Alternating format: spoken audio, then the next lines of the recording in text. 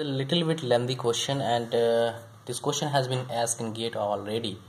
Alright, so in this question, what we need to know? We need to know few concept about ideal gas equation, as well as how to find out work done in case of thermodynamic different processes. Alright. So what we have given here, universal gas constant, but we have to find out gas constant for this monoatomic ideal gas. So what would be the R for this monoatomic ideal gas? 8.314. I guess this is in kilojoule per mole Kelvin. And here how much values we are having right now in case of M is 40. If we'll solve this, how much values we are getting? Let me find out. 314 divided by 40 is equal to 0.20785. That should be unit should be kilojoule per kg Kelvin, right? So this is R.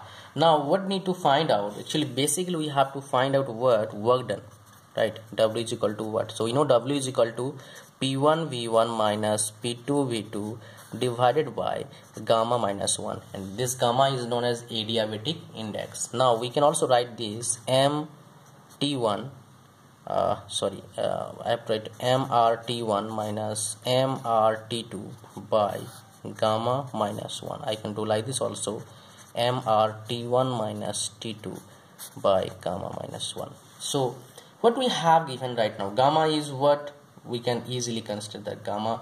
Okay, so basically gamma should be what? Gamma minus 1.67 we have to consider. Okay, so is there anything, is that we have given gamma is equal to how much? Yeah, 1.67 we have given gamma, right? So now what we have to do, we have to we have given M R. So we find out here universal gas constant kilojoule per kg Kelvin.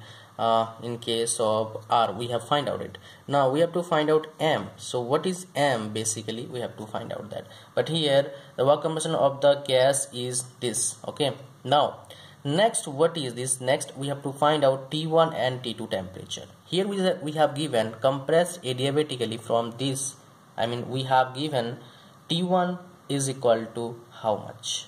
We have to find out, just we have to find out T2 from the given equation. Our question will be solved quite easily. So how to find out that? We have to use the equation T2 by T1, P2 by P1, gamma minus 1 by gamma.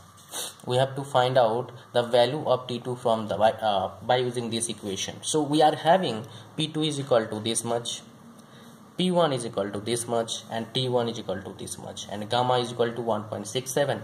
So we can write T2 is equal to T1 into P2 is equal to 0.2, 0.1, and 0.67, 1.67. So 0.2 by 0.1 how much? 2.